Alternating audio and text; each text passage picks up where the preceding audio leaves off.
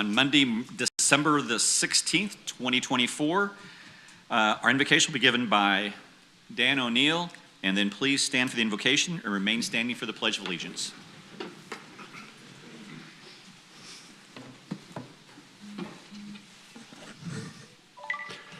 Heavenly Father, we gather for this City Council meeting today.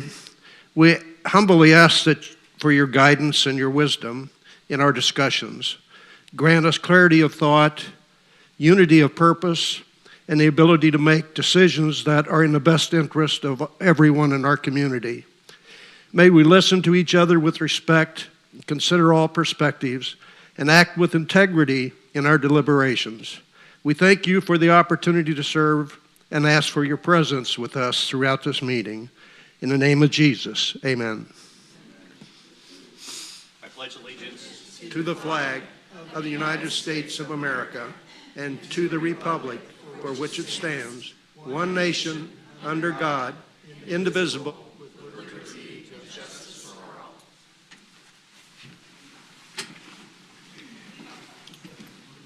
Thank you. And Madam City Clerk, can you please call the roll?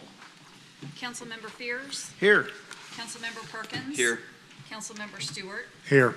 Councilmember McCandless. Here. Councilmember Wiley. Here. Councilmember Vaught. Here. Mayor Rowland. Here. Thank you very much. And that brings us to citizens' request.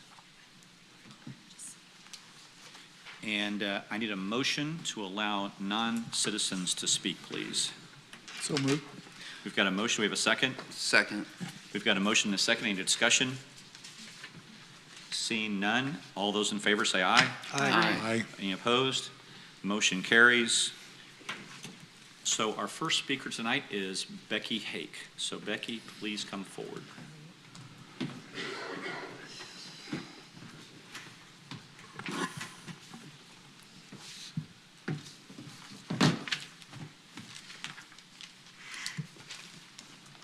Good evening.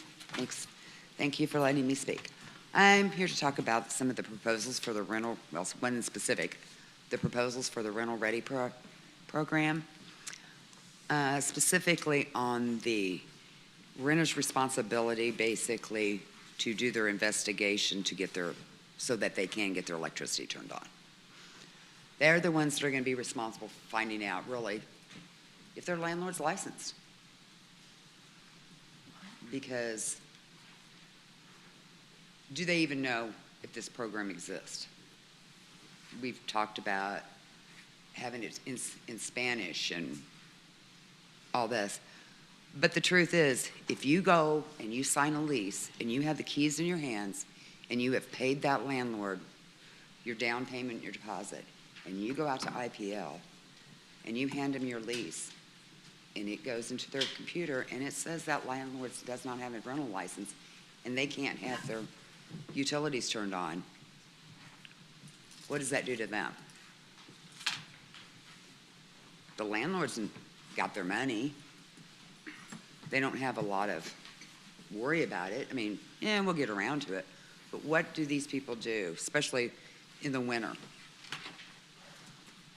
It doesn't make sense. It doesn't make sense that they saved their money, they got it together, they found their place, they maybe paid an application fee, and if they did this through a leasing company, their landlord's name's not even on that lease. That's the leasing company's name. So how are they even supposed to know who owns the home if they don't know how to do their research?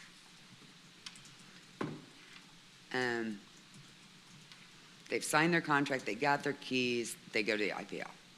They can't do it. They have maybe all their stuff already packed up. Where do they go, especially in the winter? If you've got kids, if you've got dogs, where are you going to send these people? It's not fair to them. You're victimizing them for what they didn't know. If it's on a weekend, you know they're stuck through the weekend. If it's a landlord that has lots of properties that hasn't been inspected, you're a week out just for the filing fee, the inspection times, getting all this back in. There's a week that they either, well, technically, depending on the water situation, shouldn't even be allowed to live in that house. much less no power. If it's the winter, you might come into broken pipes after a week. And you're punishing the wrong people. I think the website needs to be updated. I mean, it needs to be maybe more prominent where they could find this information, because believe me, I have given lessons to a lot of people on the different steps you have to do to even get to this information. And another problem is this information is not current.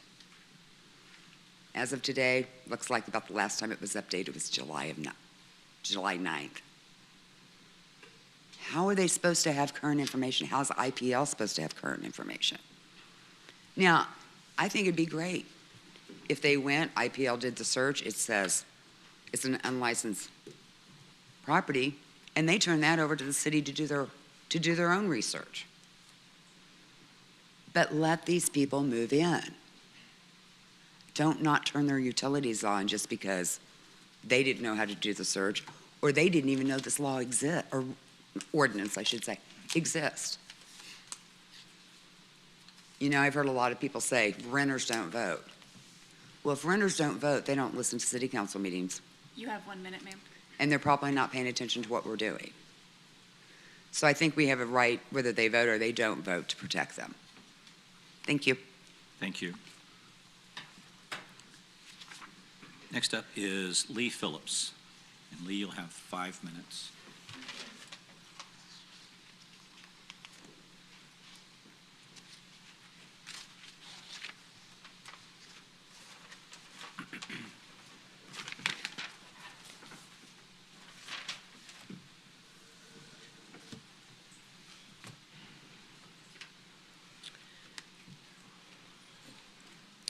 Lee Phillips, Independence, Missouri. Glory to God. For those who have ears, let them hear. Tonight I'm here as a citizen who shares your struggles, frustrations, and prayers for a better future for our city. I stand here as a voice for accountability, fairness, and common sense, because I believe we deserve better than what we are being asked to accept. Our city faces critical crossroads, a moment that will shape our financial future, test our trust in leadership, and determine the direction of how we govern ourselves.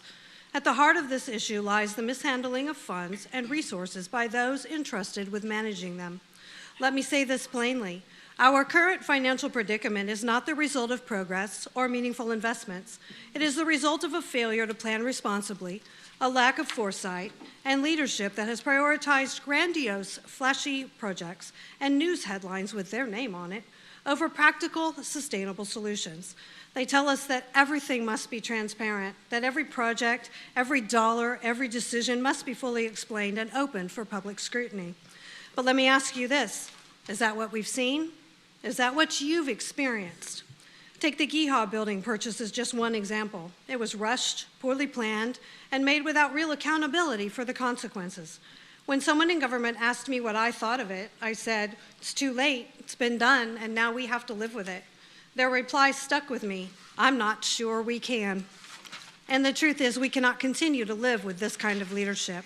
Right now, we are caught in a tangled ball of yarn, a mess of mismanagement, poor decisions, and wasted resources. It is a frustrating situation, and untangling it isn't going to be easy. In fact, it's going to hurt. But the truth is, we need to cut the string and start fresh. Without addressing this mess and committing to real fiscal responsibility, we can't even knit a finger puppet, let alone build the kind of city we deserve. This is the reality. We cannot keep asking for more money while continuing down the same path of waste and mismanagement. Before we even consider moving forward with any new initiatives, we must stop and reassess what our city truly needs. Instead of grand, shiny objects designed to impress, we should focus on smaller, smarter solutions that are practical, affordable, and directly address the needs of our community. We don't need more expensive purchases that burden taxpayers. What we need is incremental progress, strategic investments that align with our means. Practical solutions might not make the headlines, but they serve the people. They address real problems and respect the fact that every dollar we spend is a dollar taken from a hardworking family or small business. So how did we get here? Let's call it what it is.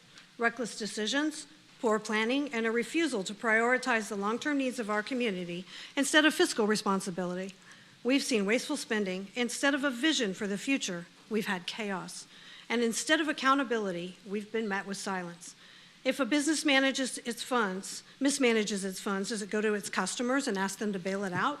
If you make a mistake in your household budget, do you expect your neighbors to pay for it? Of course not. You take responsibility, you fix it, you learn from it. So why should we, the citizens of this city, accept anything less from our leaders? The burden of these mistakes has fallen on us, on you and me. Families already struggling to make ends meet are feeling the impact. Seniors on fixed incomes are being squeezed. Small businesses, the backbone of our community, face hurdle after hurdle, red tape, and difficulty getting licensed to open for business.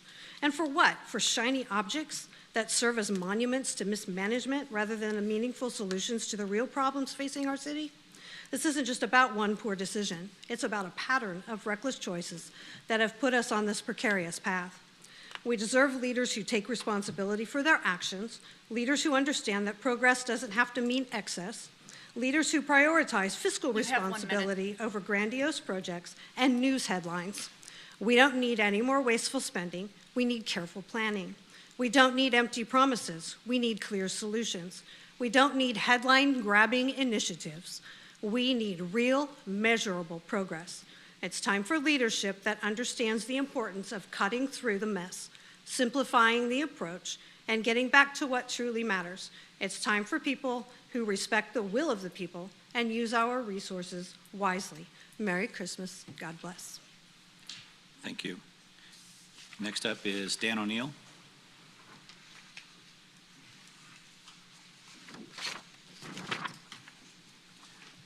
My name is Dan O'Neill. I live at 2700 South Coachman in Independence. Good evening, Mayor and City Council. I'm here to urge you to go ahead and vote to put the GEO bond issue on the April ballot. And my reason for that is that I feel like that it's absolutely essential for the future progress of our community, the community that I love. Thank you. Thank you, Dan. Next up is Yvonne Hall.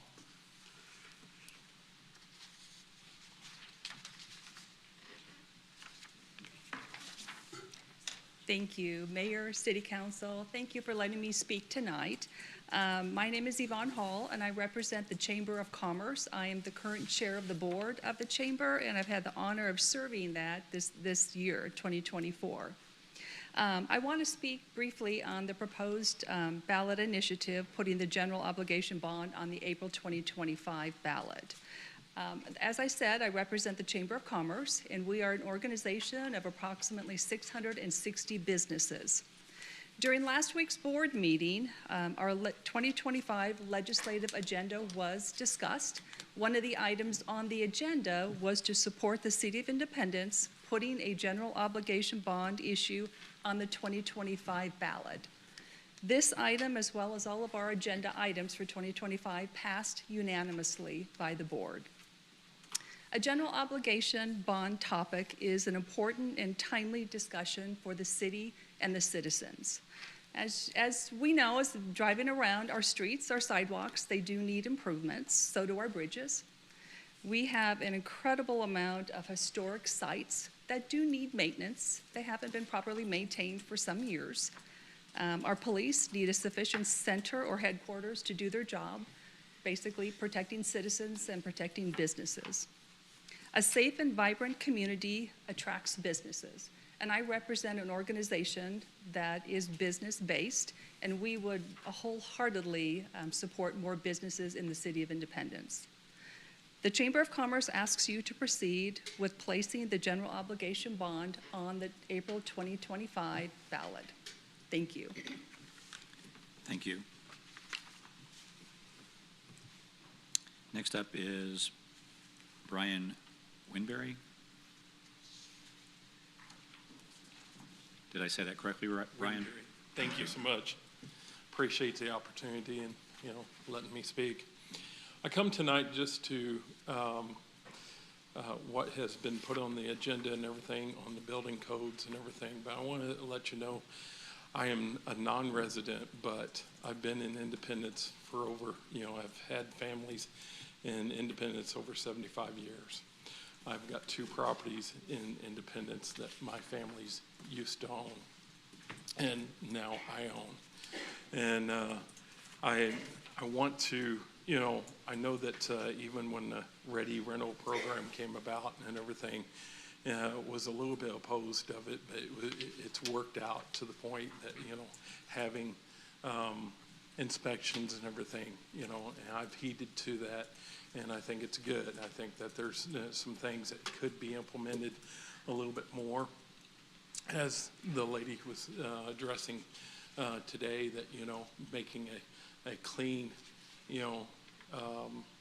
utility sweep, going from one to the next, making an easy transfer, just like we do when we're buying or selling a house. We have to make that easy transfer, and that might be one of those things that should be looked at. But I'm over here looking at the National Building Code and everything, and I really want to know what you are looking at to adopt. I know when this came about in Lee Summit did this about 2 years ago, and they asked property owners, they asked firefighters, their codes environment guys to come to the table and all sit down. And we hashed this out over, I think it was 3 or 4 months. And we actually sat down and we went through it, and they didn't adopt all of them because it didn't pertain. And I think that if you look at the codes today, it doesn't all pertain, And if you're taking the whole list and everything, what works in California may not work here in, Missouri. And I think you need to, dissect it and see exactly what's working and what will work, There's some things that, in the international code, even in when we looked at it in California, it says that we don't need to have heat, because, or Arizona, you didn't have to have heat, in different rentals. Well, here you have to have, so if you adopt one thing, you have to adopt them all, And if you're looking to adopt them all, I think you might be penalizing yourself. And if you bring everybody to the table to talk about them and actually read actually what you're wanting to get done before you try to move it to Ready Rental, I think you're going to look at it a whole lot more. Bring others to the table to be able to chair this thing and actually work together, because you've got a lot of old housing, just like at Lee Summit did. They had a lot of building going on, but at the same point, a lot of old housing that, this new code isn't going to reach. And you're going to penalize a lot of homeowners. And I think that that's the biggest thing I want to say tonight. You don't, obviously, if you don't know what they actually say, it says that you're looking at adopting these, but what do they say?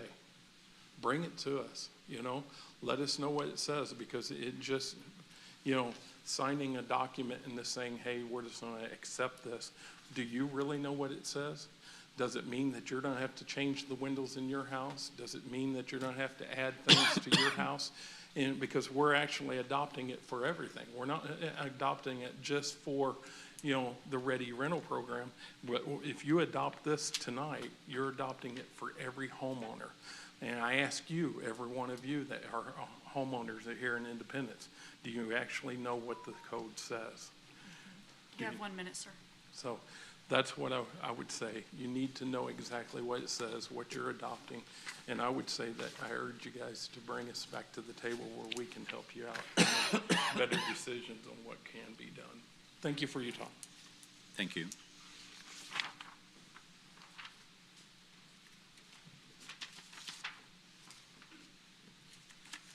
Next up is Mark, is it Yonda? Man, that's great. Thank you. Pronounced it right. Thank you. Hey, Mr. Mayor and City Council, my name is Mark Yonda, and part of the reason that I'm here is because I'm representing our community, and it's important to me that our community understands the regulation that coincides with like building codes, for example. And if I ask you guys a specific question, like what was international building code for a plumber, for example, I'm pretty sure that you guys can't tell me. And I mean, that concerns me. So we're voting on something you guys don't have the definition for.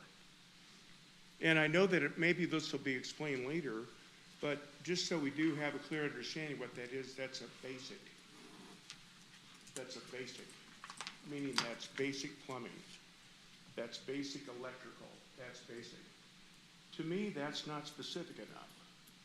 It's basic. So if you Google it, which you ought to Google it, and see what it comes up, that's just the base foundation of these inspections, not specific.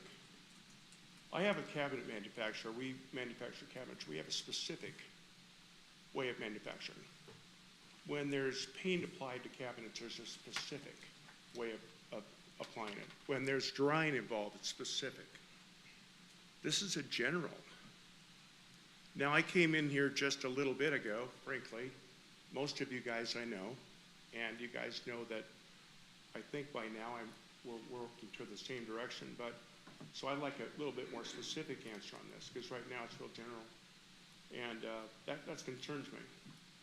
You know, so again, when you have we're going to pass this particular code, this code was based on like Arizona. Are you going to tell me that the heating zone in Arizona is the same as it is in Kansas City? And you're going to adopt something that you're not even familiar with? I mean, seriously. To me, that would be pretty basic. If you look at like a structural application in Los Angeles County, for example, the way that they dig like piers, or the way they do foundations, or the way that they do concrete, is different than the way that we do it here. It's a whole different deal.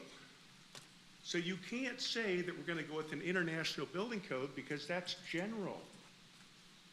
That's not specific. Let's get specific about it. Let's sit down, figure out what these are going to be, so we have an intelligent agenda on each one of these things, not just say that it's international. Again, international means basic. That's what the interpretation means. We're not basic.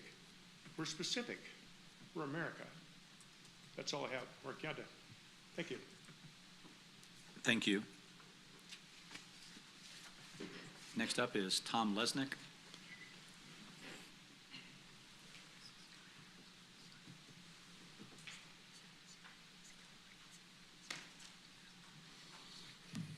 Good evening, Mayor and members of the council.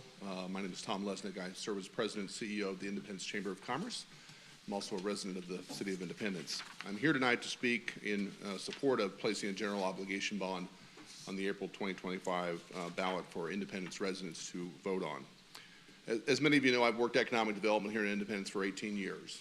When companies come to Independence, they're evaluating us, they're looking at us. They're looking at our infrastructure, they're looking at our public facilities, and quite frankly, we're falling behind. This community's never done a GEO bond, and if you look around us, other communities like Lee Summit, Blue Springs, Liberty, to name a few, have all done GEO bonds and are very progressive communities. I think the time has come for us to start being one of those progressive communities, because as these companies evaluate us, they're seeing we're not making the investment in ourselves. Why should they make the investment in our community?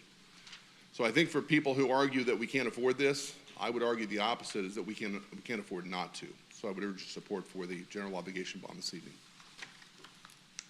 Thank you.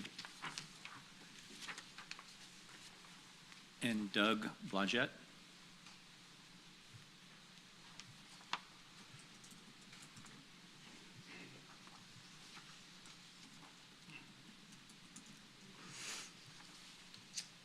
Mr. Mayor. Thank you. Members of the council, how are you? My name is Doug Blodgett. I'm here speaking on behalf of the Fraternal Order Police Lodge 1. Speaking in favor of placing this GEO bond on the April ballot and its overall passage. The men and women of the Independence Police Department are empowered, privileged, and oftentimes required to answer calls for service and basically function in very austere, dangerous, and often violent places.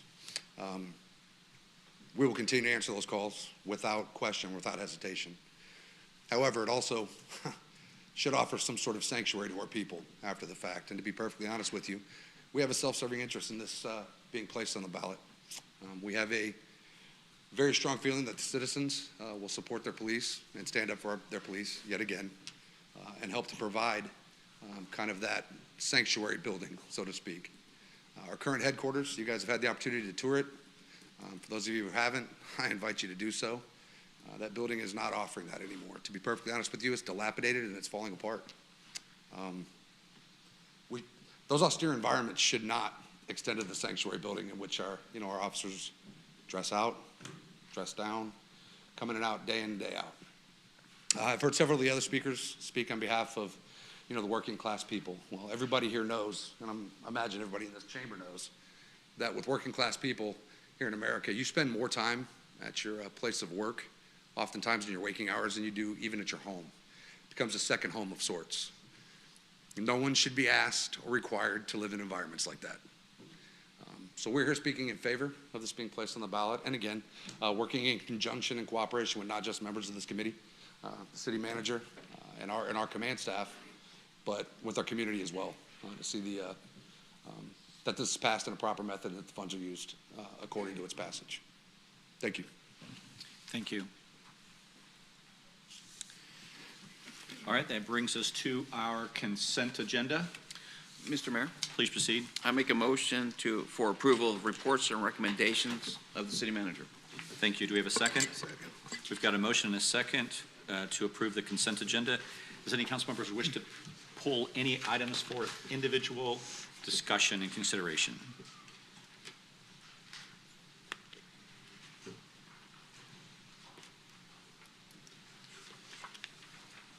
Okay. Seeing none, Madam City Clerk, please call the roll on the consent agenda. Councilmember Fierce. Yes. Councilmember Perkins. Yes. Councilmember Stewart. Yes. Councilmember McCandless. Yes. Councilmember Wiley. Yes. Councilmember Vaught. Yes. Mayor Rowland. Yes. And the consent agenda is approved, 7 in favor, 0 opposed. This brings us to our regular agenda, item number 1 on public hearings. So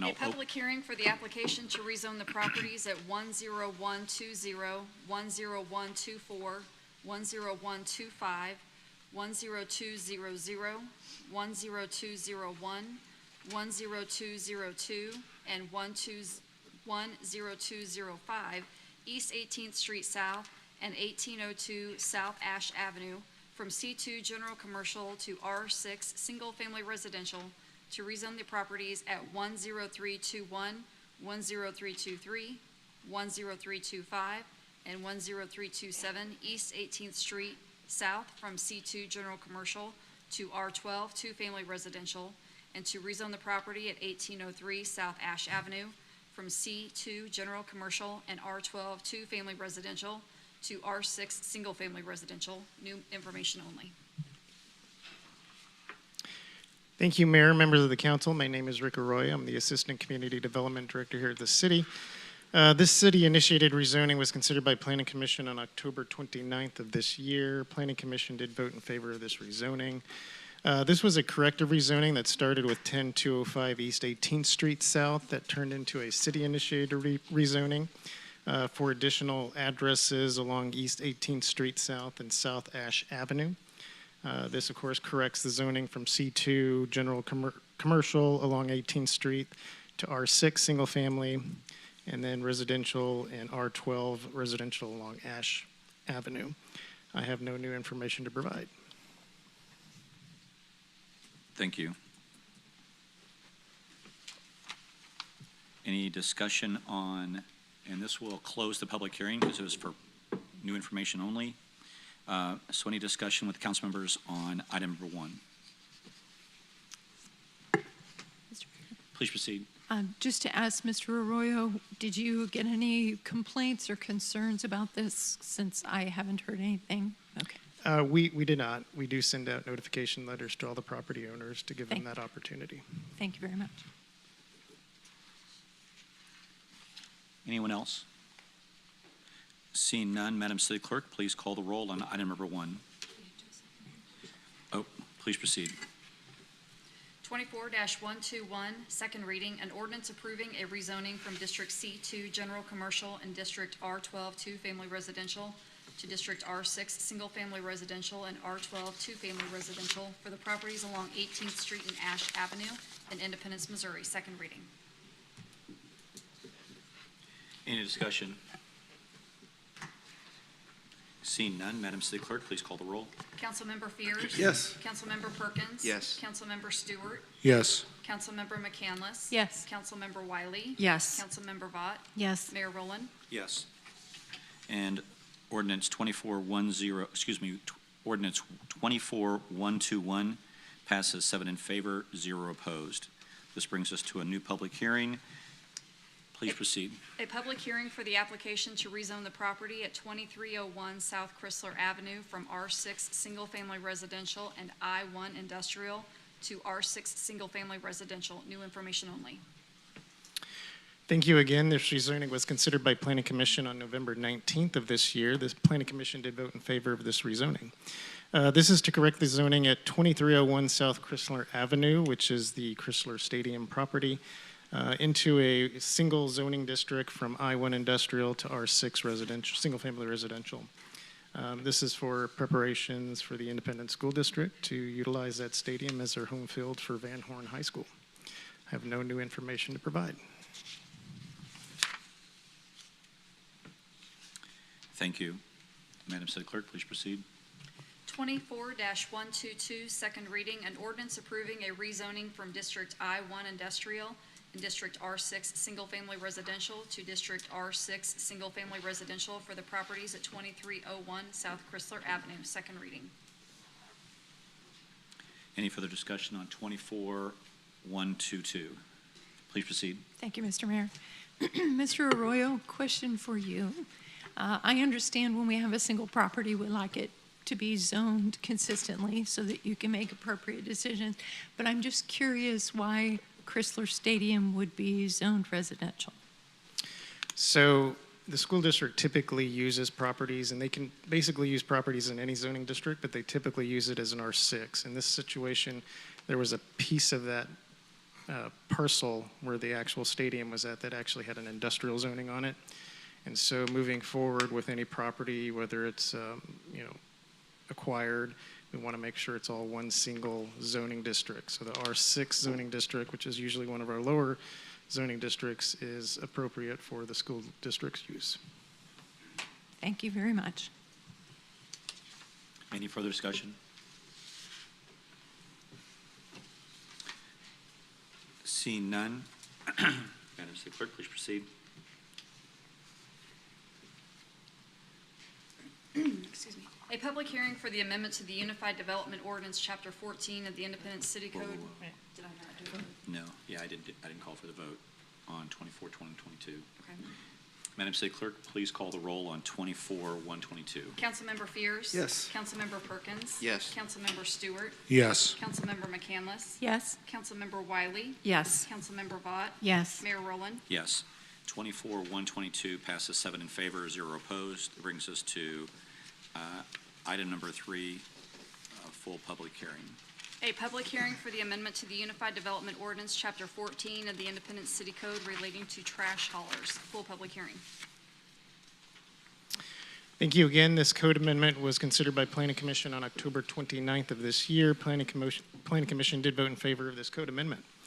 This is amendment number 71. It updates Chapter 14 of the Unified Development Ordinance to include use regulations for refuge collection businesses by specifying their use in an I1 and I2 zoning district with the application of a special use permit. This amendment also provides the UDO with definitions of what a refuse collection is, and it does create a new section to define procedures and standards for these types of businesses. And with that, I have no further information for this public hearing. Thank you. This is a full public hearing, so I'll call this 3 times. Anyone want to speak in favor of, in opposition to, or for informational purposes only? Anyone want to speak in favor of, opposition to, or for informational purposes only? Going the 3rd time, anyone want to speak in favor of, in opposition to, or for informational purposes only? Okay, We'll close the public hearing. Madam City Clerk, please proceed. 24-123, second reading, an ordinance amending the Unified Development Ordinance, Chapter 14 of the Independence City Code pertaining to trash haulers. Second reading. Thank you. Any discussion? Mr. City Manager, just for the sake of those watching and maybe those in the gallery that are not familiar with this, can you just give us a brief summary of the action that's being taken on 24-123, please? Yes, pardon me, in brief, this would require anyone wanting to operate a trash hauling business within the boundaries of the City of Independence to first be granted a special use permit by the City Council prior to being able to operate within the municipal boundaries of the city. Thank you. Anyone else, other further discussion? Mr. Mayor, Please proceed. Mr. City Manager, does this change, I mean, because right now we're limited on trash haulers, does that change that at all? This would be moving forward, if the city were to go below its cap, this would provide more discretion to the council to determine whom to award those licenses to. But we couldn't go above? No. Without a code No, sir. change? Without a code change. Okay, thank you. Anyone else, other? Okay. If there's no further discussion, pardon me, Madam City Clerk, please call the roll on 24-123, please. Councilmember Fears? Yes. Councilmember Perkins? Yes. Councilmember Stewart? Yes. Councilmember McCandless? Yes. Councilmember Wiley? Yes. Councilmember Vaught? Yes. Mayor Rowland? Yes. Excuse me. 24-123 passes 7 in favor and 0 opposed. It brings us to our ordinances. Madam City Clerk, please proceed. 24-111, second reading, an ordinance amending Article 1, Property Maintenance Code of Chapter 4 of the Independence City Code and adopting the 2024 edition of the International Property Maintenance Code and making other necessary revisions. Second reading. Any discussion? Mr. Mayor, Please proceed. inquire of the city manager. Please proceed. City manager, the next 10 ordinances here deal with amendments to our various codes on property maintenance and different items, part of that. Could you or staff kind of, I mean, I've read all these. I know they're detail and they're just parts of them, the code that's being amended, and we're just specifying those parts. But could you kind of maybe outline what the overall process is for us to make changes, how they're modified to fit our needs and things of that nature? I would be glad to, and to do that, I would ask our Community Development Director, Tom Scannell, to come forward. Tom and his staff have spent the last several months reviewing the codes to look for applicable updates to the Independence Code, so he's well positioned to answer any questions the council may have.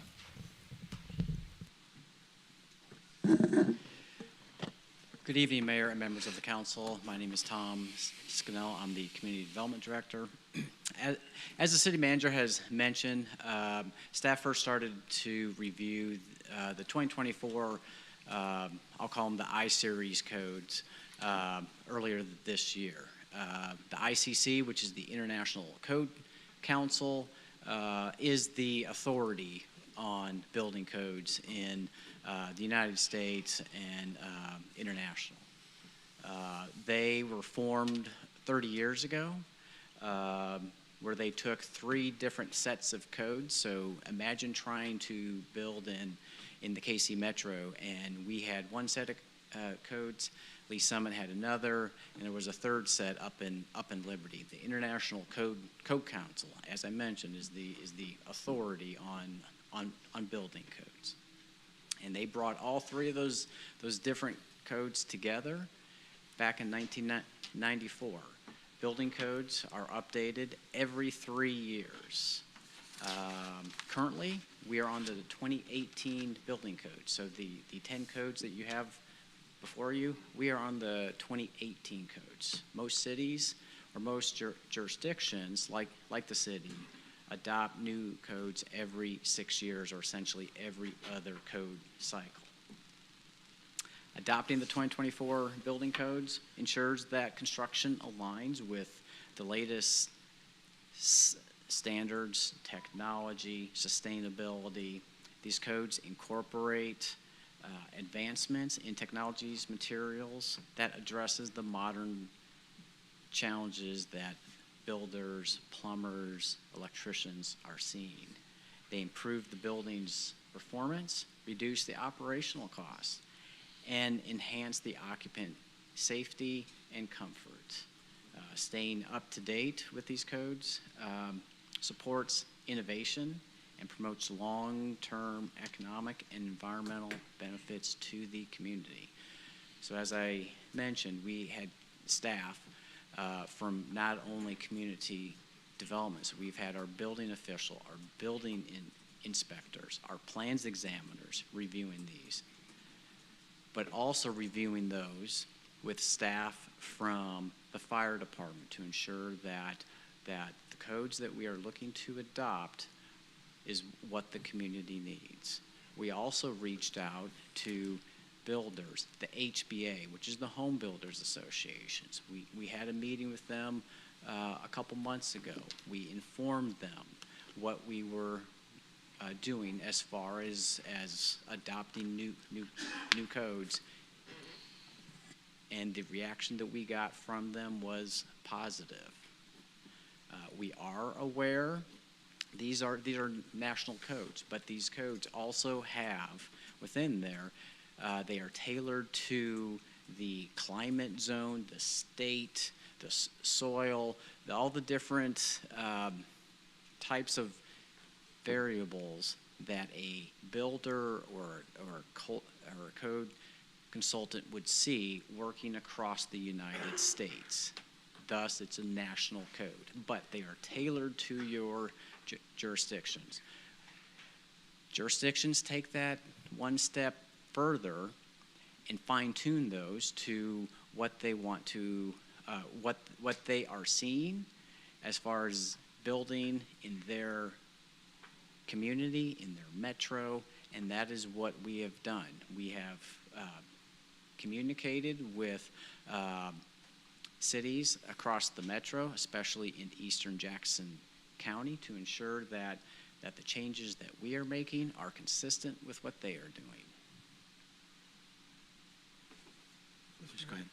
Mr. Snell, can you just give us maybe an example of like how you might change something that you might change the international code to have it apply to us here in So take, for example, in residential construction, you're building a single family house. The codes, say in California or Arizona, may have a different R value in the walls and attics than what you would have in Missouri. And as far as some local amendments that we have done, we have tailored those insulation values, those R values, to what our builders are building, not only here, but in Blue Springs, so that when that builder is building across those lines in those different jurisdictions, they're not, well, this community wants this, this other community wants this. We're trying to ensure that there's that consistency across the board. Thank you. Thank you. Anyone else? Please proceed. Thank you. So my understanding is we're already have been looking at the International Property Code in the past. This is the regular update. Is that correct? Correct, yes. Okay.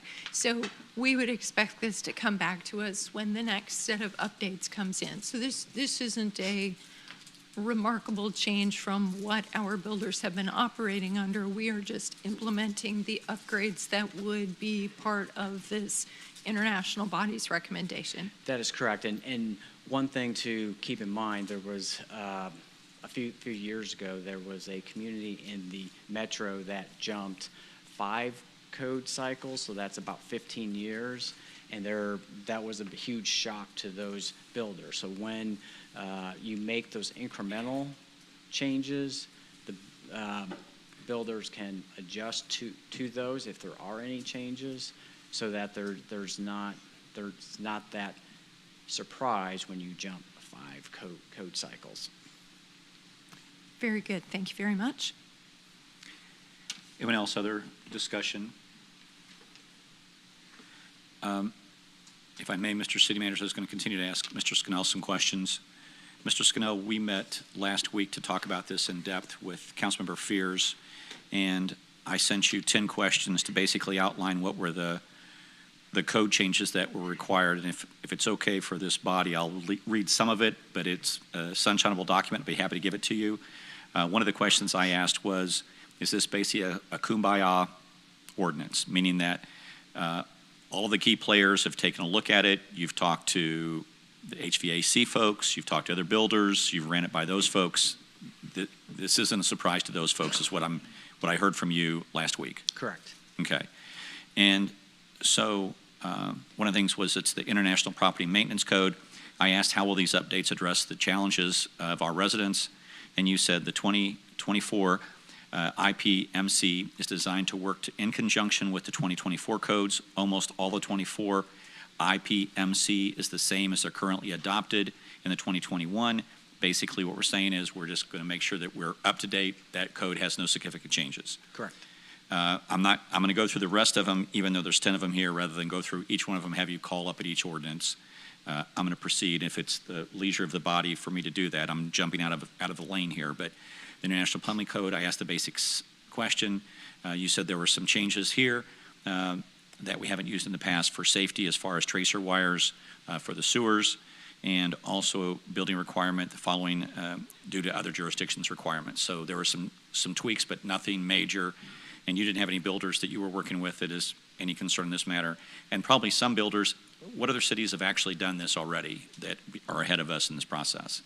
Is like Lee Summit, Blue Springs, Liberty? I know that Lee Summit is a little bit behind us, and I'm not sure on Blue Springs or Liberty, but we are right there with some of the other municipalities within the metro. But anyway, I won't go through all of them, but you responded to my question on every one of these ordinances with regards to that. You did a great job with that. If there are any concerns of this measure, we would happily sit down and talk with folks and say if there are major concerns with these issues, we'll address them. But as far as I know, you have done your work as, bringing this to our attention, because that was one of the things that we wanted to make sure that, the major builders that you work with have in fact seen this. Correct, yes. Okay. Any other comments or discussions? Please proceed. Thank you, Mr. Mayor. Thank you, Mr. Scannell, for going through that, and also for the other comments and stuff that were made. Being up here for 16 years, this is something that is done regularly as these updates are coming down the line, coming to you for review, getting into your peers, and also working in the Home Building Association. So this action is nothing new, and it will continue to go on. So I'm very comfortable with this and moving forward that this is not going to hinder any major building developments or anything within the city, because it really hasn't in the past 16 years. So, thank you. Thank you. Any further discussion? Please proceed. Mr. Mayor, I'm going to have questions on number 9. Do you want those now or wait until we get to that one for consideration? If you've got separate questions, but I was just talking about the general process there, but when we go to the specifics, we'll go to that, because we'll just do one at a time. Anyone else have the questions? All right. Seeing no other discussion on 24-111, Madam City Clerk, please call the roll. Councilmember Fears? Yes. Councilmember Perkins? Yes. Councilmember Stewart? Yes. Councilmember McCandless? Yes. Councilmember Wiley? Yes. Councilmember Vaught? Yes. Mayor Rowland? Yes. 24-111 passes 7 in favor, 0 opposed. It brings us to 24-112. Madam City Clerk, please proceed. 24-112, second reading, an ordinance amending Article 4 Plumbing Code of Chapter 4 of the Independent City Code and adopting the 2024 edition of the International Plumbing Code and making other necessary revisions. Second reading. Thank you. Any further discussion? Mr. Scannell, I may just have you for the sake of clarity. What are some of the key provisions of this one? And I should have asked the city manager first, so Mr. City Manager, please forgive me. All right, I was jumping to trying to find number 9. We got an ordinance 24112, 24112, yes. the plumbing code. Let's see.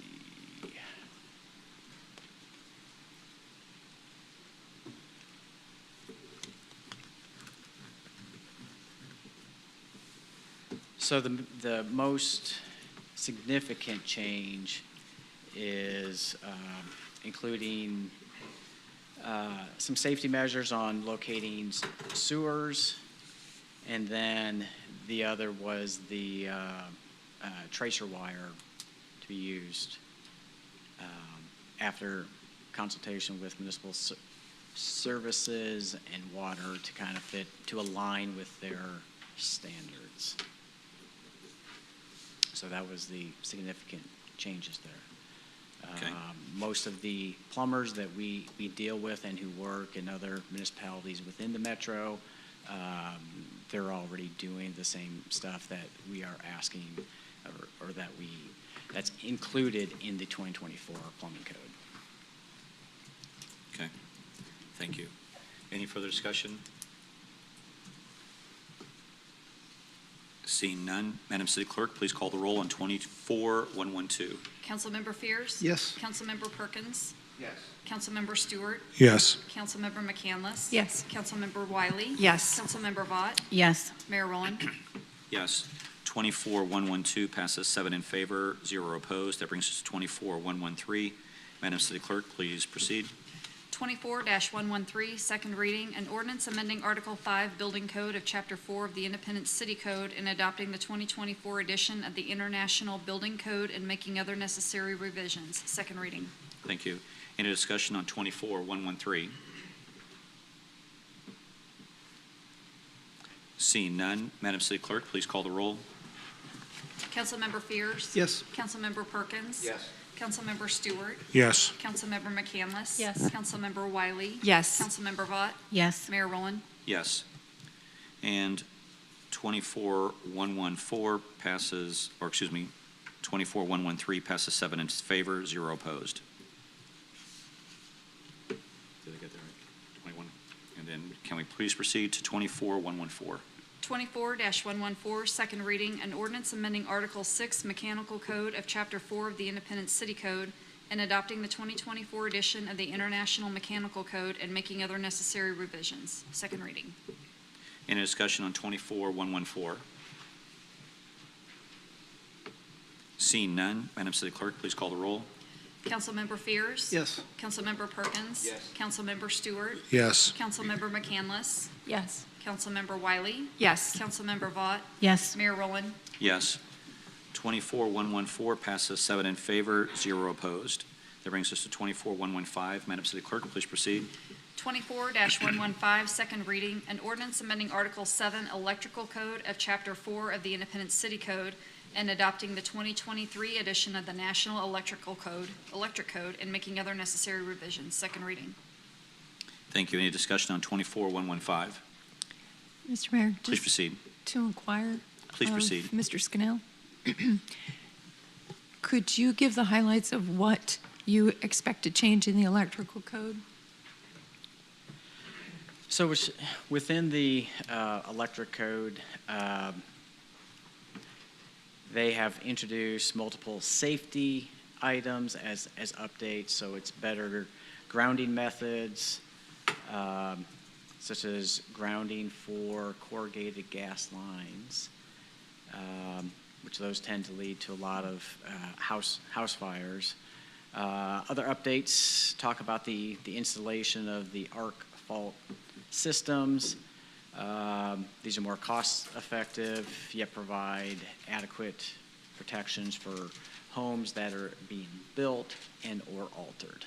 So those are the major that our building official IPL staff have identified. And So just for clarity, my house, if I don't have anything done to it, I don't have to do anything differently with my electrical system. Correct. Not unless I pull a permit to make changes to my house or I go build a new one. correct, yes, yes. Thank you very much. Any further discussion on 24115? Seeing none, Madam City Clerk, please call the roll. Councilmember Fierce. Yes. Councilmember Perkins. Yes. Councilmember Stewart. Yes. Councilmember McCandless. Yes. Councilmember Wiley. Yes. Councilmember Vought. Yes. Mayor Rowland. Yes. 24-115 passes 7 in favor, 0 opposed. That brings us to 24-116. Madam City Clerk, please proceed. 24-116, second reading, an ordinance amending Article 12, existing building code of Chapter 4 of the Independent City Code, and adopting the 2024 edition of the International Existing Building Code and making other necessary revisions. Second reading. Any discussion on 24-116? Please proceed. Mr. Scannell, same question. What are you for the highlights on this one, please? So within the existing building code, so as the name sounds like, this is when there are alterations to an existing building. This is making sure that we're still providing safe environments. Let's see.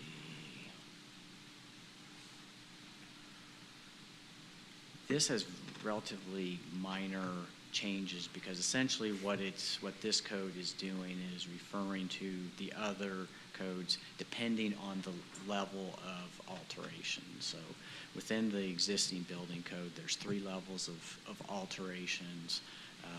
Obviously, level 3 is where there's significant changes being made to that structure. At that point, then you're pulling in more of the other building codes because at that point it's seen as almost a new building, and there's two other levels. The middle level, you pull in some other stuff, and then if you're doing very minor alterations, you may not even have to bring anything up to code. So to paraphrase for people who are listening, if I'm having minor home repairs done on my house, this really doesn't have any implications for me. Correct, yes. If I'm going with something more substantive, it's primarily pointing me back to these other codes. That's If I'm correct, having yes. a huge electrical system redone, it's going to refer me to the electric code. If I'm having my whole plumbing system redone, it's going to refer me to the plumbing Correct, code. yes. Thank you very much. Thank you. Any further discussion on 24-116? Seeing none, Madam City Clerk, please call the roll. Councilmember Fierce. Yes. Councilmember Perkins. Yes. Councilmember Stewart. Yes. Councilmember McCandless. Yes. Councilmember Wiley. Yes. Councilmember Vought. Yes. Mayor Rowland. Yes. 24-116 passes 7 in favor, 0 opposed. That brings us to 24-117. Madam City Clerk, please proceed. 24-117, second reading, an ordinance amending Article 13 Residential Code of Chapter 4 of the Independent City Code and adopting the 2024 edition of the International Residential Code with 2024 Energy Code amendments and making other necessary revisions. Second reading. Any discussion on 24-117? Please proceed. Sorry to be the person who asks all the questions. Mr. Scannell, we have watched Kansas City make some serious changes to their energy requirements for new builds, primarily, to the point, I applaud them for thinking about sustainability. They really have been on the leading edge of some of those implementations. Unfortunately, they've priced themselves out of the building market, and they're finding it harder for builders to come in and do their work in Kansas City. They have put a lot of restrictions on top of the base code. So this is just the basic energy requirement code. This is not taking things to the level of Kansas City. I just would like that clarification from you. That is correct. This is not anywhere near the level that KCMO has adopted. And I also want to point out what we did with our International Residential Code as far as the insulation. We have brought that up to the standard that the rest of the metro, so the Lee Summit, the Blue Springs, already require. So we brought our level 2018 to where those other specifically Summit and Blue Springs, are already at. Those builders that we have in Independence, they're building in those other communities. They are used to building to that standard, and so this just gets us aligned with Blue Springs, Independence, and others. So. Thank you very much. Any other discussion on this one? Okay. No further discussion on 24-117. Madam City Clerk, please call the roll. Councilmember Fears? Yes. Councilmember Perkins? Yes. Councilmember Stewart? Yes. Councilmember McCandless? Yes. Councilmember Wiley? Yes. Councilmember Vaught? Yes. Mayor Rowland? Yes. 24-117 passes 7 in favor, 0 opposed. Brings us to 24-118. Madam City Clerk, please proceed. 24-118, second reading, an ordinance amending Article 14, Fuel Gas Code of Chapter 4 of the Independence City Code and adopting the 2024 edition of the International Fuel Gas Code and making other necessary revisions. Second reading. Thank you. And please proceed. Thank you very much. Mr. Scannell, all around Independence, we have been seeing Spire digging up yards and streets and putting in all kinds of new infrastructure for gas lines. Just asking questions, does this have any impact on the work that has been going on or that they are planning in the future? No, this only pertains to the gas lines inside a structure. So whether that's a house, office, commercial building, industrial, it has nothing to do with the infrastructure that is out in the street. Very good. Thank you. Thank you. Any further discussion on 24-118? Seeing none, Madam City Clerk, please call the roll. Councilmember Fears? Yes. Councilmember Perkins? Yes. Councilmember Stewart? Yes. Councilmember McCandless? Yes. Councilmember Wiley? Yes. Councilmember Vaught? Yes. Mayor Rowland? Yes. 24-118 passes 7 in favor, 0 opposed. Excuse me. 24-119. Madam City Clerk, please proceed. 24-119, second reading, an ordinance adding Article 17, Energy Conservation Code, Commercial Provisions of Chapter 4 of the Independence City Code, and adopting the 2024 edition of the International Energy Conservation Code, and making other necessary revisions. Second reading. Thank you. Anyone further discussions on this one?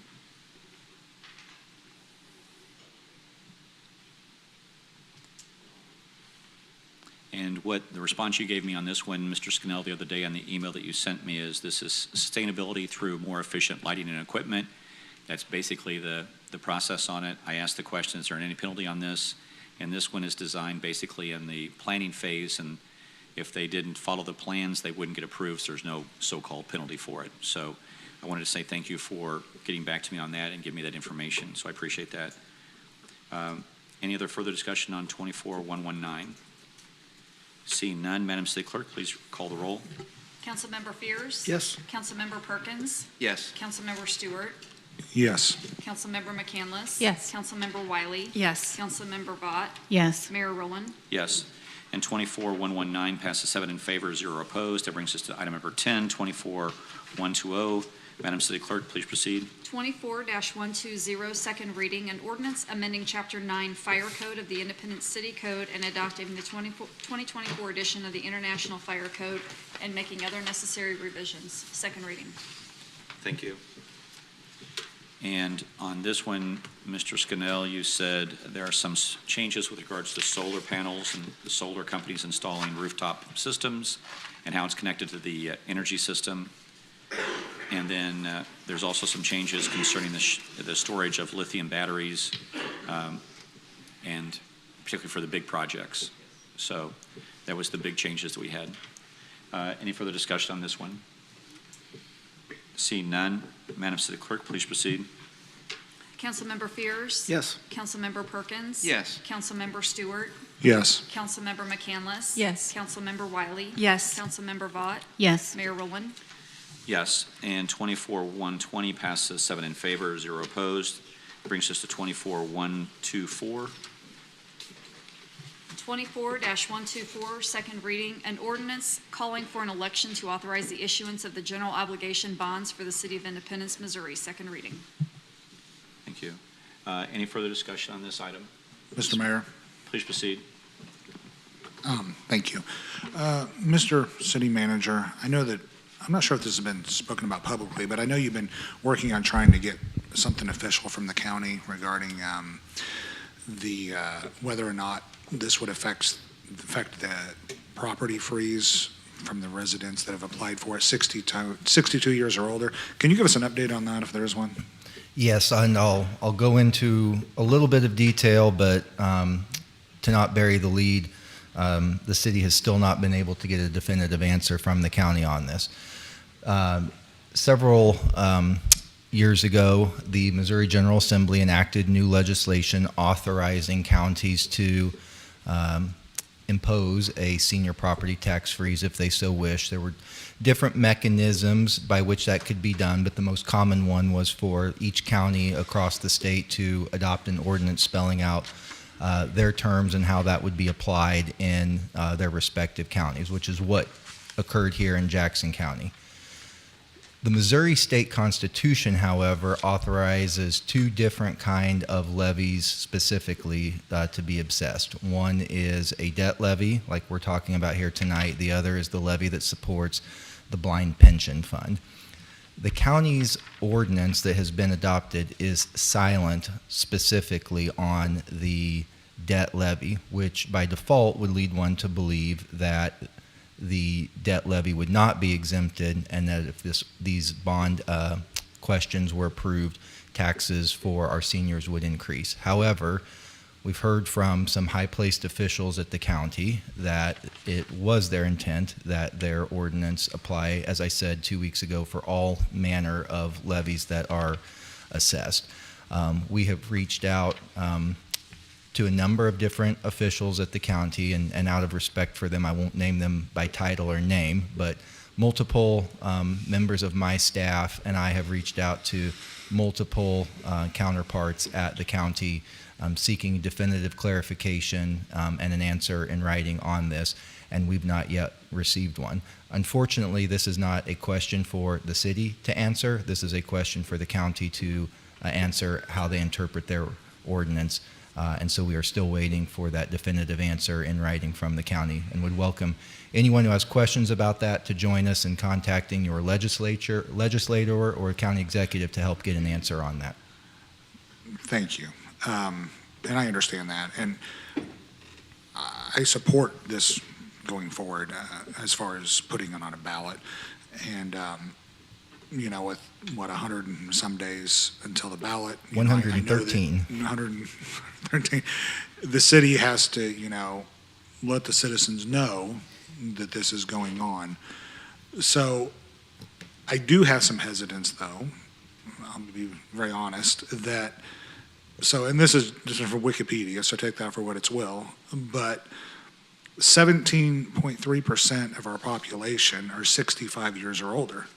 So you would think that if that's even somewhat accurate, 17% of our population isn't, if we don't know by election day, isn't going to know whether or not that's going to affect their taxes or not. So how are we going to, you know, promote something? I mean, how are we going to go about promoting it without having that clear answer? I guess would be the question, if you have one. I want to just be cautious there because I'm prohibited from promoting this issue. Okay, I'm sorry, promoting. I mean, letting the population know. Sure. Obviously, we want to work with our community to provide well-rounded education about what a yes vote means and what a no vote means, which is our responsibility as staff.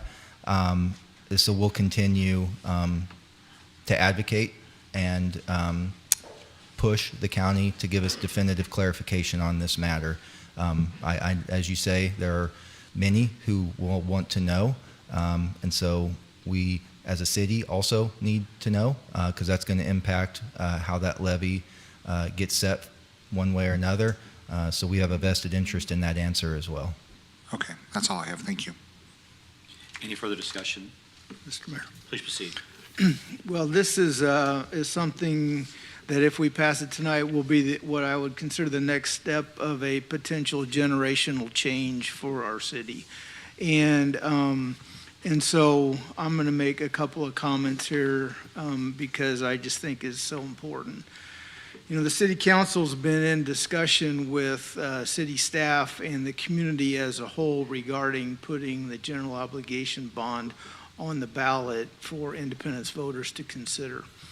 This has been something we've been discussing in general for probably close to 2 years, and more recently in earnest among various groups and citizens and with the community at large.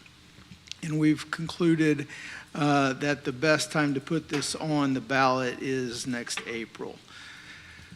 I think it's important for the community to remember that we've gone through a very methodical process to get us to this point. We've had staff develop lists of what needs to be done. We've created estimates of the costs for each part of the proposed projects. We then had a citizen committee look at the various elements to help us provide us guidance as to priorities and amounts. Through that process, we determined that we weren't yet, and I underscore the word yet, ready to consider a community center with various facilities for athletics and sports tourism. And while I'm on that subject, we've taken steps to establish another group to further analyze that type of facility and what would be best for Independence. After the Citizen Committee made their report, we met together and continued to discuss as a group in public sessions what might actually go on the ballot, and we finalized a plan that will address the serious needs we have for a police and a municipal court facility. Further, we've identified numerous street, bridge, sidewalks, and related repairs throughout the city that need desperate attention. And finally, we've agreed on needs for the animal shelter, historic sites, and the Independence Athletic Complex. All of these things will be on the ballot in April, assuming this passes. As to the dollar amounts, there's been much discussion in various settings and among various parties as to the right amounts for each project. What I've concluded in this regard is that it is incredibly expensive to build facilities and bridges and roads and sidewalks and to make repairs to our facilities.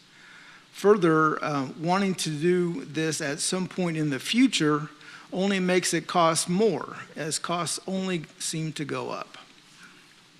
I still am of the opinion that it shouldn't cost this much, but I've come to the conclusion that we need to have the funds available should they be needed.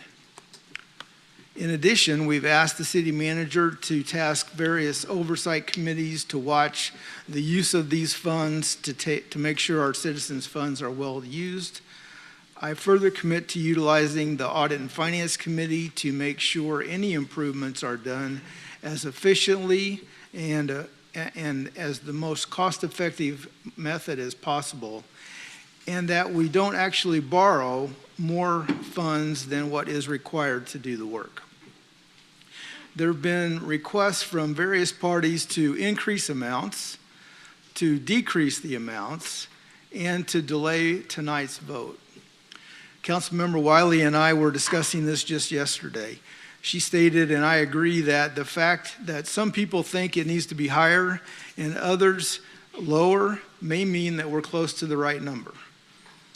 And delaying the process tonight only harms the educational process that must get started as quickly as possible.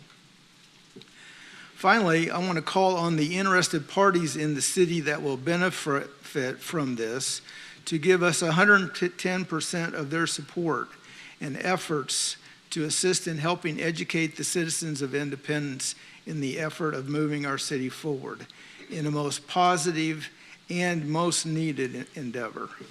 I'll be giving my full support to this tonight and in the efforts needed to educate our voters, and I want to thank you for your time, Mr. Mayor. Thank you. Anyone else? Other further discussion? Mr. Mayor. Please proceed. A general obligation bond is a smart way to invest in the long-term well-being of Independence. This bond will help us address deferred maintenance and enhance critical infrastructure, which are essential to keeping Independence a safe and thriving community. GO bonds are issued with strict oversight, ensuring that the funds are used for their intended purposes. I've had the opportunity to speak with many residents, and while opinions are divided, some are in favor and others have concerns, ultimately my responsibility is to represent all voices, and I believe the best course of action is to place this decision in the hands of the people. I will be voting in favor to put this on the ballot so that our community can decide. Thanks. Thank you. Mr. Mayor. Please proceed. Thank you. Our city has never passed a general obligation bond to invest directly in our community, but I believe it's time. This bond is a vision for the future of our city. It's an opportunity to invest in the infrastructure that connects us and the facilities that serve us. One of the cornerstone projects of this bond is a new justice center, a space designed to deliver efficient, accessible, and equitable justice for our community. Over the next 4 months, I'm committed to earning your vote. We'll be meeting with residents and answering your questions about what this bond will cost and how it will benefit you. I know this is a big ask, and I don't take that lightly. But I also know that great cities are built on bold choices. A community with safe, updated roads, no closed bridges, expanded sidewalks for our neighborhoods, and a justice center that reflects our commitment to equity, safety, and dignity for all is not a flashy, shiny object. This is our chance to take a leap forward, not just for today, but for the generations that come after us. And I'm positive about this. I think we can do this, and I'm excited about 2025. Thank you. Thank you. Anyone else? Please proceed. Thank you, Mr. Mayor. Sorry, John. I've watched council meetings for years while we have talked about the infrastructure that we aren't funding. 2017, we had the beginnings of a discussion about replacing a police station. Couldn't get to the point where we could make that decision and move forward. At that point, costs were $255 a square foot. They're north of $600 a square foot now, so there is a significant cost to waiting. I promise that if we dally more, the next time this comes to you, it will be for a higher cost with less that you get for your dollar. I don't think it's flashy or high profile to fix the hole in the middle of the Kentucky Bridge. I don't think it's flashy or high profile to be sure that kids have safe sidewalks to be able to walk to school because there aren't school buses to get them there. It's not flashy or high profile to be able to invest in the beautiful historic sites that we have that make us more unique than any other city in our community. We don't take lightly that we are asking people for money. Like, if you would like to get lit on fire in public, the first thing you should say is, we'd like to ask you for some property taxes, because in Jackson County, that's pitchfork material. However, I will also say, this isn't going away. So the easiest thing for this body to do would be shove it down the pike and let the next council deal with it, because it is never a good time and it's never an easy ask. But I think we've come to the conclusion that we can no longer do nothing, because if nothing changes, nothing changes. And I just think too highly of my community not to expect it to be its best self. Thank you very much. Thank you. Thank you, Mayor. Thank you to my colleagues who've put a lot of time and energy and conversation working on this over the past year and a half. Big thank you to the Chamber of Commerce. They have really stepped up and helped us move forward with conversations, and your presence here today is greatly appreciated. Thank you for that. And for our FOP who is here today and represented, who came up and spoke and talked about the need for a new center that can bring our police department into the 21st century with the needs and technologies and the safety that they need to perform their duties efficiently. And thank you to the historic site individuals. Thank you for being here and representing and showing your interest. Of course, having a history degree, don't use much of it, cutting meat, but it's nice hanging on the wall. I enjoy history, and we have a great, rich history here that we can help preserve and move the city forward. So being on past councils, this has come up even as early as 2000, but there was just the strong wills and support to bring it forward as it is now. I'm excited to see what comes next. This is a good time to be in the City of Independence. We've done a lot of good work that we promised that we would do.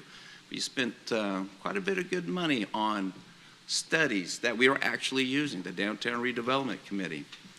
There's one member here that was on there. So working for a year to put that together, and one of the action steps was a general obligation bond.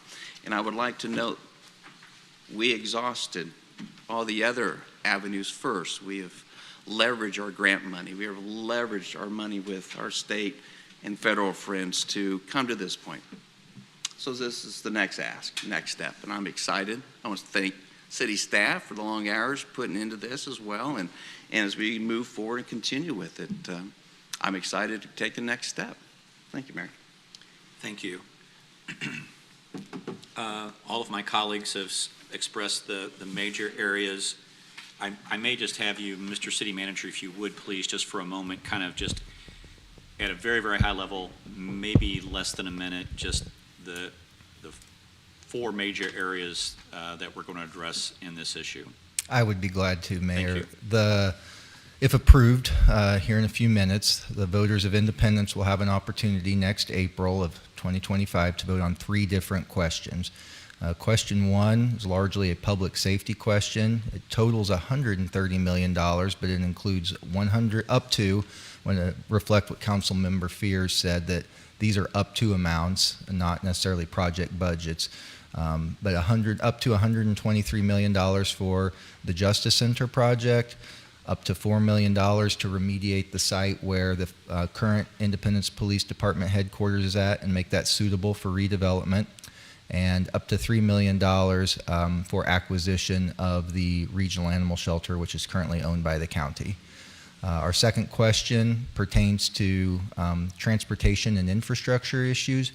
That involves $30 million for street overlay and street reconstruction projects, $15 million for replacement or repair of bridges across the city, and $10 million to address sidewalks at 7 different elementary schools within the City of Independence. Some of those being in Independence School District, some of those being in the Fort Osage School District. There's a smaller number of schools from the Blue Springs School District that actually fall in the boundaries of Independence. And in speaking with their leadership, those sidewalks are in relatively good shape. And so good partners that they are encouraged us to look at allocating those dollars where the need was greater. And then finally, what I might call our parks and tourism question involves $7 million to address 3 different historic sites, those being the Vale Mansion, the Bingham Wagner Estate, and the Truman Memorial Building, and then $5 million for a enhancement and refurbishment of the Independence Athletic Complex. Thank you very much. That was well done, Mr. City Manager. Appreciate it. I knew you could do it because you've talked about it for months now. So I knew I was not putting you on the spot. No, sir. My colleagues have been very eloquent in talking about the GO bond. And does anybody else have any other comments before we start to wrap up? I'm going to be very simple. Got a letter from Claremont Elementary, Mrs. Lewis's 2nd grade class. They said, Mayor Rowland, at Claremont we have a small playground, but next door is a playground owned by the Parks Department. It's a wonderful green slide, but the slide has been broken for a year. Currently, the slide is closed because it has a large hole in it. The city came out and put up a big sign that says you can't use it. It's broken. So we can't play on it either. We were wondering if you could fix the slides on the city playground. We wait for ours to get fixed. We haven't had this slide for a year, and we would love to play and enjoy on that slide. Because as our teachers say, we have to go outside and get our wiggles out. And they said, thank you very much. Sincerely, Mrs. Lewis, second grade class.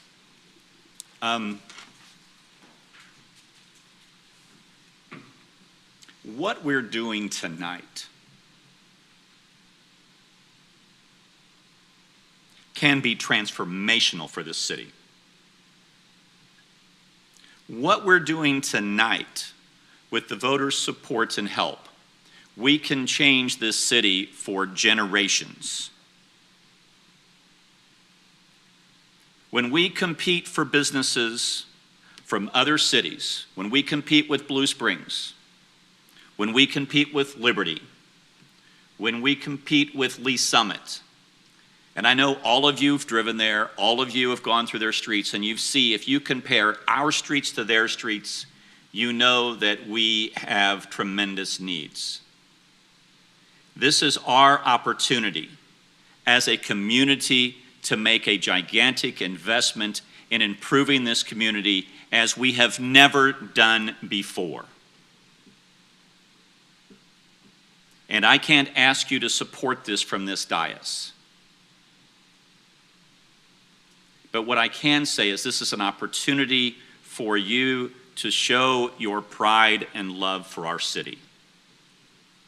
And with that, I will close the debate, and I will ask the city clerk to please call the roll. Councilmember Fears? Yes. Councilmember Perkins? Yes. Councilmember Stewart? Yes. Councilmember McCandless? Yes. Councilmember Wiley? Yes. Councilmember Vaught? Yes. Mayor Rowland? Yes. And the general obligation bond will go on the ballot. The general obligation bond will go on the ballot, and we'll ask the voters to support a bold vision for our city. So with that, Madam City Clerk, we go to first readings. 24-125, first reading, an ordinance authorizing the acceptance of funding from the U.S. Department of Justice, Bureau of Justice Assistance, Office of Justice Programs, fiscal year 2024 Burn Discretionary Grant Program through a subrecipient award for the Mid-America Regional Council, which allocates $457,425 to the City of Independence, Missouri to expand the use of automated license plate readers, appropriating the necessary funds, and authorizing future change orders and appropriations for the same project. First reading. 24-126, first reading, an ordinance approving a final plat for McBee Acres in Independence, Missouri. First reading. 24-127, first reading, an ordinance approving a rezoning from District R12 two-family residential to District C2 General Commercial for the property at 2131 South Scott Avenue, first reading. 24-128, first reading, an ordinance approving a rezoning from District C2 General Commercial to District R30/PUD High-Density Residential/Planned Unit Development, and approving a preliminary development plan for the property located at 19300 East 37th Terrace South, first reading. 24-129, first reading, an ordinance approving a rezoning from District R30/PUD High-Density Residential Planned Unit Development to District C2 General Commercial for the properties at 17200 East Medical Center Parkway, 17203, and 17221 East 23rd Street, first reading. 24-130, first reading, an ordinance authorizing an amendment to the contract with the Missouri Department of Health and Senior Services to provide financial assistance for the local public health agency accreditation assistance grant program for one additional year for the period of December 1st, 2023 through November 30th, 2025, authorizing future change orders for additional funding and/or time extensions for the same project, and authorizing certain future appropriations. First reading. Thank you. And that'll bring us to councilmember comments. And Councilmember Stewart, do you have any comments for this evening? Nothing tonight, Mayor. Thank you. Thank you. I'm going to go in different order. Councilmember Fears, anything for this evening? Yes. I thought you were going to go in a different order. I know. I decided to change it up for fun. Last week, we had some discussion about changes to the rental ready and landlord-tenant guide or ordinance. And I just wanted to again state that those will be on for the first reading on January 6th.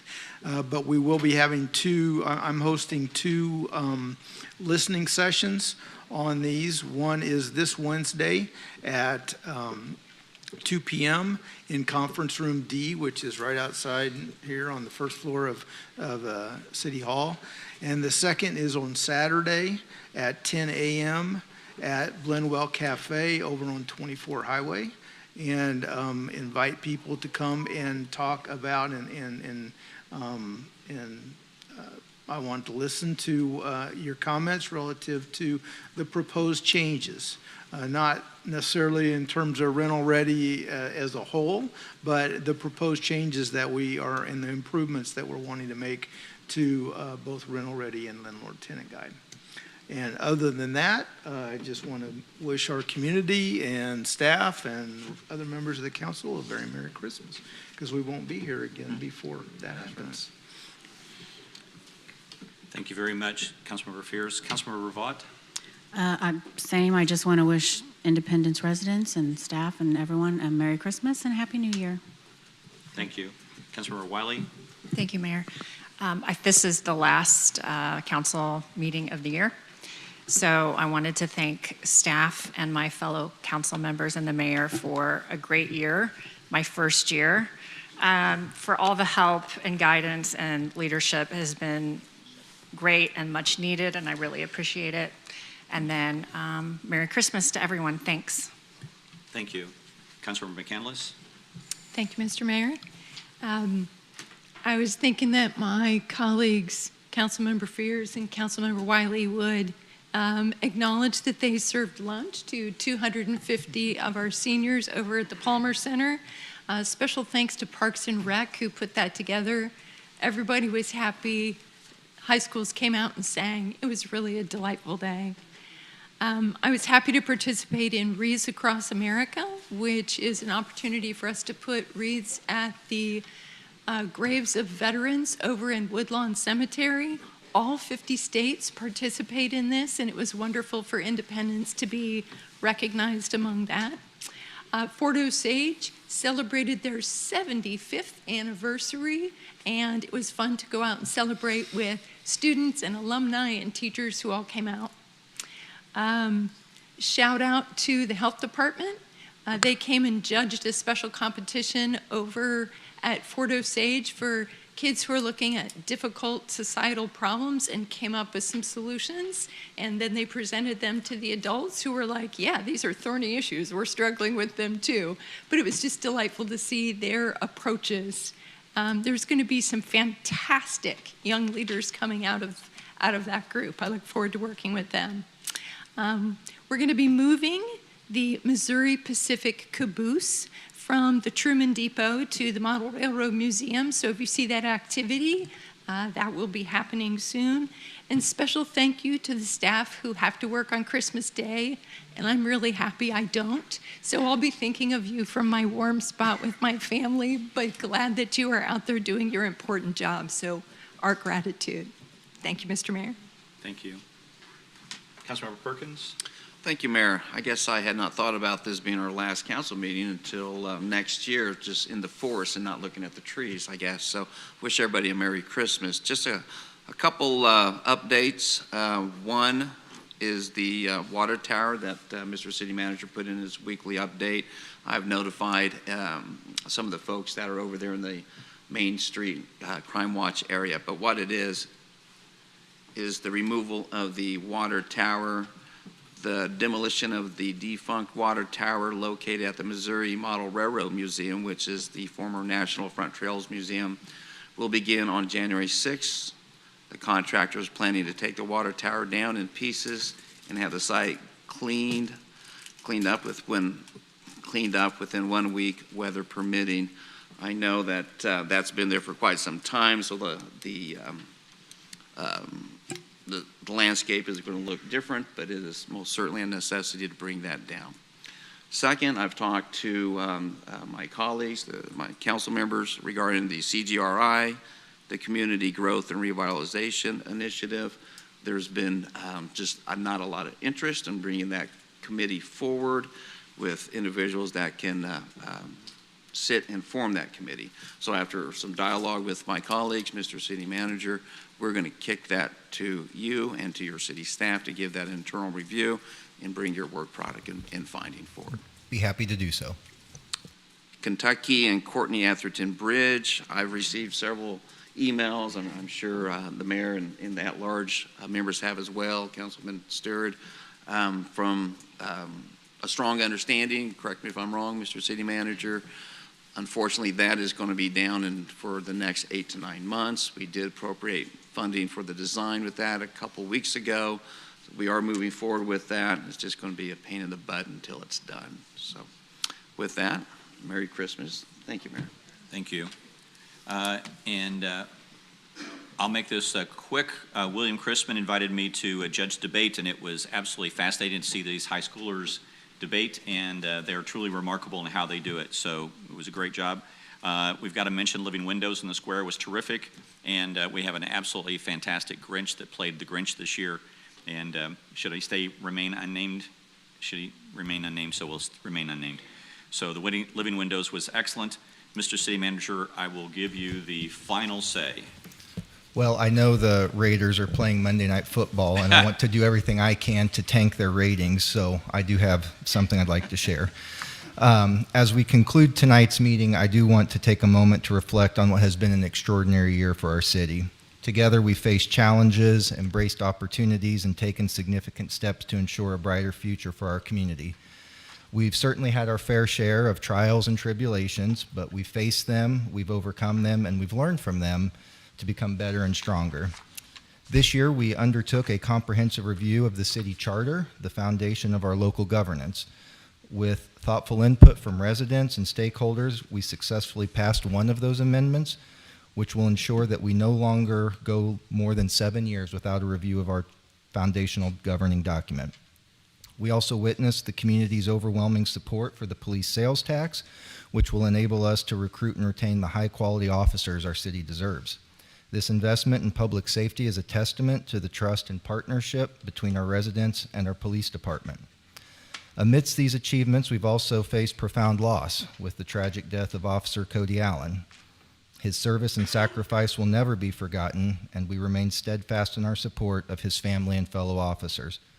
We've also lost other city employees this year, and even though those were not in the line of duty or work-related, we honor their contributions and memories as well.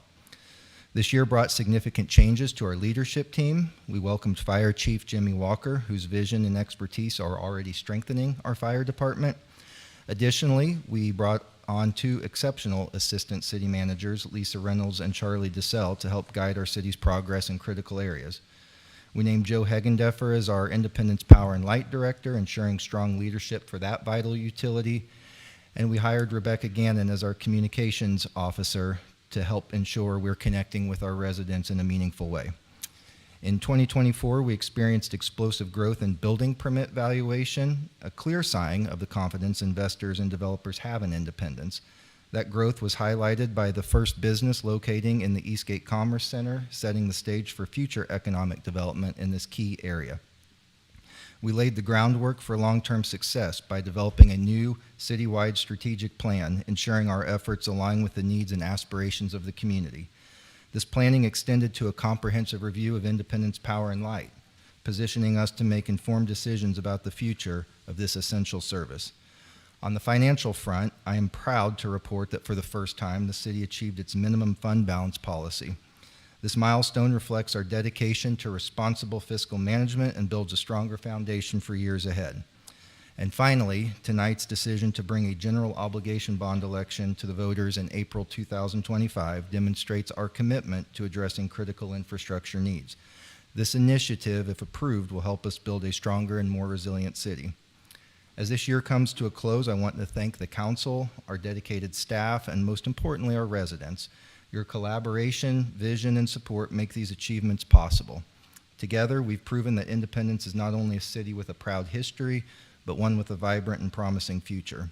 Thank you, and I look forward to continuing this journey with all of you in 2025 and beyond. Thank you. Thank you very much. We'll call this meeting adjourned. Thank you.